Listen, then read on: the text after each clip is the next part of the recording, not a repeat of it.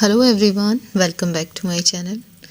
आज मैं जिनका कमेंट आपसे शेयर कर रही हूँ उनको मैंने पहले भी उनका ज़िक्र आपसे किया है और उनका पोस्चर टेढ़ा हो गया था और क्या क्या हुआ था वो भी मैं आपसे शेयर कर रही हूँ। और देखिए, बहुत रेयर कोई कंडीशन ऐसी होती है स्लिप डिस्क के चलते जिनको सेंसेशन महसूस नहीं होता पॉटी और यूरिन का, तो वो प्रॉब्लम भी इनको थी।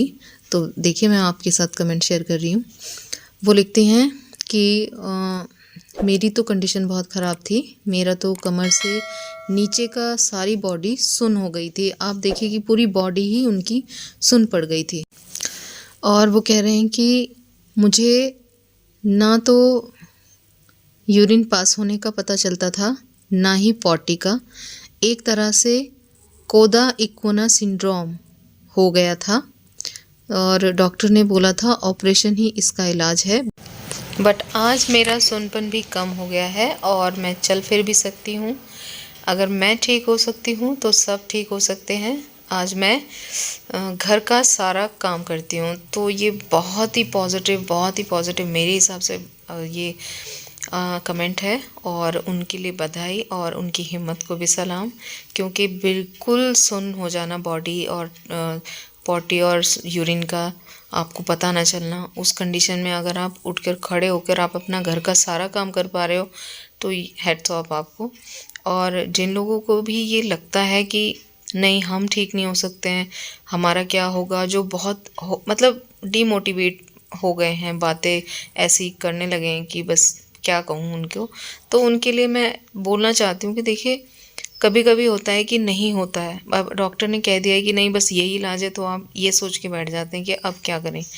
तो कोई बात नहीं है, कोशिश करते रहना चाहिए। उनके आगे की जो मैंने आप लोगों को इससे पहले जो कमेंट्स शेयर किए थे वो मैं बता ही चुकी हूँ। उनका एड्रेस भी मैंने शेयर किया था, जहाँ की मेडिसिन से वो ठीक हुई हैं, उन वैद्य का जो एड्रेस था वो मैंने शेयर किया था। तो ये मैंने आपसे उनका अगला कमेंट शेयर किया है क्योंकि मुझे ये बताना था कि जिनकी बॉडी ही पूरी सुन्न हो जाती है, क्या वो ठीक हो सकते हैं? जिनका पोस्चर टेढ़ा हो गया वो ठीक हो सकते हैं? कि जिनको पॉटी सुसु का सेंसेशन नहीं है, क्या वो ठीक हो सकते हैं? तो हाँ, बिल्कुल ठीक हो सकते हैं। ठीक है, इससे आगे मैं अगला कमेंट आपसे शेयर कर रही हूँ। अगला कमेंट मोहम्मद अज़हर का है। वो लिखते हैं, आपको भी नया साल मुबारक। Thank you. मैं दवा भी ले रहा हूँ और मेरी कमर में झंझनाहट रहती थी छींक लेने से, तो वो भी अब आराम है और दर्द भी थोड़ा कम है। इसके आगे वो लिखते हैं कि मुझे 8 महीने से ये प्रॉब्लम है और ये दवा खाने से आराम है, दरकुनिसा हबेजरा की, और अब छींक भी नहीं आ रही है। हालांकि मैं जानना चाहती थी कि ये छींक क्यों आ रही थी या छींक की वजह क्या थी, स्लिप डिस्क थी या क्या था, वो उन्होंने पूरा नहीं बताया। लेकिन मुझे खुशी है कि आपको मेडिसिन से रिलीफ है और आप 2 ही मेडिसिन ले रहे हो और उससे इतना आराम है आपको। और ये छींक वाली प्रॉब्लम, एक और लड़की से मेरी बात हुई थी, उन्होंने मुझे बताया था कि वो जब छींकती हैं तो उनको बहुत ज़्यादा प्रॉब्लम होती है। ठीक है, तो अगर इसमें रिलीफ आ रहा है तो ये मेरे लिए भी बहुत अच्छी बात है। मुझे पता चल रहा है अलग अलग लोगों के एक्सपीरियंसेस। तो अपना ख्याल रखिए और जिनको भी इस तरह की प्रॉब्लम है उनके लिए ऑप्शन मौजूद है, तो ट्राई करें। इसके बाद मैं आप लोगों के सवाल ले रही हूँ। निमिषा जी ने पूछा है कि मैदा लकड़ी या चोट सज्जी का आयुर्वेदिक नाम हो सकता है तो बताइए। तो ये मेरे ख्याल से आयुर्वेदिक नाम ही है। आप किसी भी पंसारी की शॉप पे जाएंगे ना, जहाँ पे ये आयुर्वेदिक शॉप पे भी जाके पता करेंगे तो ये आपको आराम से मिल जाएंगी। तो ये इसी नाम से मिलेंगी, क्योंकि आप ऑनलाइन भी सर्च करोगे तो ये यही नाम से मिलती हैं मेडिसिन। ठीक है, तो आप कंफर्म पता कर लें, आपको इन्हीं नाम से मिल जाएंगी, किसी और नाम से मुझे नहीं लगता कि ज़रूरत पड़ेगी आपको।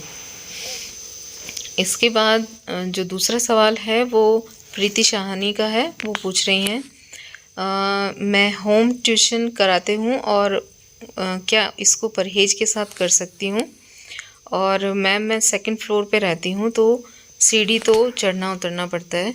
तो देखो, आप होम ट्यूशन करते हैं, अच्छी बात है, उसमें आपको आराम से आप टेक लगाकर बैठ सकते हैं, पर ध्यान रखें कि बैठने के लिए ट्यूब का यूज़ करें या कॉकिक्स कुशन का, और ज़्यादा लगातार ना बैठें, आगे नहीं झुकना है, पीछे टेक लगाकर आप ट्यूशन्स ले सकते हो। और जहाँ तक सीढ़ी चढ़ने उतरने का सवाल है तो मैंने बताया है, जिनको बहुत इमरजेंसी है वो एक स्टेप पे दोनों पैर रख के धीरे धीरे आगे बढ़ें तो सीढ़ी भी आप चढ़।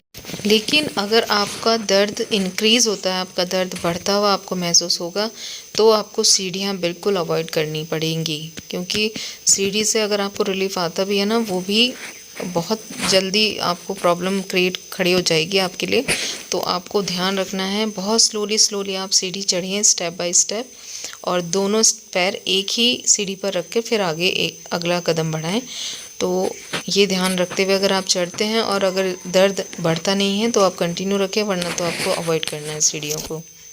अगला सवाल सीमा नेगी का है, जिन्होंने पूछा है कि मैम मेरा एक सवाल है कि मैं अभी यूनानी मेडिसिन ले रही हूँ, करीब 20-25 दिन हुए हैं, लेकिन अभी 3-4 दिन से मुझे कॉन्स्टिपेशन के चलते दूसरी दवाई खानी पड़ रही है। आज ही शुरू की है और शायद 3-4 दिन की है, तो फिर आपकी वाली मेडिसिन कैसे लूँ?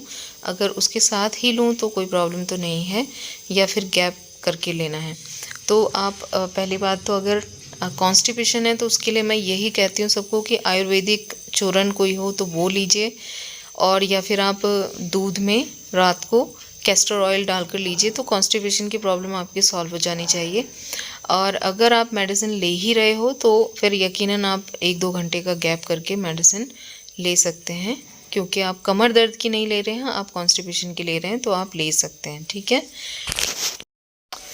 अगला सवाल है, उनका कहना है कि मुझे L5-S1 में प्रॉब्लम है, डॉक्टर ने मुझे एक्सरसाइज का बोला है, तो एक्सरसाइज करते टाइम बेल्ट पहनना है या नहीं? तो बिल्कुल भी बेल्ट पहनकर आपको एक्सरसाइज नहीं करनी है। बेल्ट तब पहनना है जब आप खड़े होते हो, आप बैठते हो और या फिर आप सफ़र करते हो, तो बेल्ट का यूज़ करना है। ठीक है। और पूछ रहे हैं कि मुझे अब रिलीफ है लेकिन मॉर्निंग टाइम पेन ज़्यादा रहता है, कुछ सॉल्यूशन बताओ प्लीज़। तो मैं आपको यही कहूँगी कि आपने अगर अभी तक मालिश और सिकाई स्टार्ट नहीं की है, एक तो वो कर लें, उससे आपके मसल्स को बहुत रिलीफ मिलेगा, आपको दर्द वैसे ही कम महसूस होगा। ठीक है। और दिन में तो 3 बार आपको करना है, और मालिश का ऑयल सिंपल आप कोई और ऑयल यूज़ करें, उससे बेस्ट ऑयल है आप तिल का तेल लें, जो कि अंदर तक जज्ब होता है, और उसमें गांठ लहसुन पका लें। आपको बनाने का तरीका जो है वीडियो में मैंने बता रखा है, वो आप यूज़ करके देखें, मालिश और सिकाई कंटिन्यू करें। और जो परहेज़ मैंने बताया है ना, झुकना, आगे झुकना, नीचे बैठना, वज़न उठाना, वो बिल्कुल अवॉइड करना है।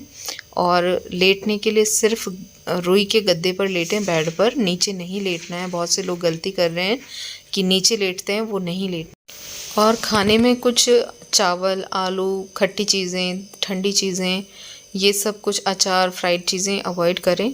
और छोटी छोटी चीज़ें हैं जो मैंने बताई हैं, अगर आप चाहते हो तो आप नीचे डिस्क्रिप्शन चेक कर लें, उसमें वीडियोस के लिंक मैंने दे रखे हैं, क्या खाना है क्या नहीं खाना, क्या करना है क्या नहीं करना, वो भी मिल जाएगा आपको। और एक बार प्लेलिस्ट चेक कर लें, उसमें भी आपको कुछ आइडिया हो जाएगा। तो आप परहेज़ का ख्याल रखेंगे तो आपकी प्रॉब्लम जल्दी क्योर हो जाएगी। खाने का ही नहीं बल्कि फ़िज़िकल भी परहेज़ करना है बहुत ध्यान से, तो यकीनन बहुत जल्द आपको इससे रिलीफ मिल जाएगा। तो ये सब आपको करना है। तो बस आज के लिए इतना ही। उम्मीद करती हूँ कि वीडियो आपके लिए हेल्पफुल रही हो, और वीडियो अच्छी लगी तो लाइक ज़रूर कर दें। चैनल पर नए हैं तो प्लीज़ सब्सक्राइब कर लें। आज के लिए बस इतना ही। अपना खूब सारा ख्याल रखिए। मिलते हैं नेक्स्ट वीडियो में।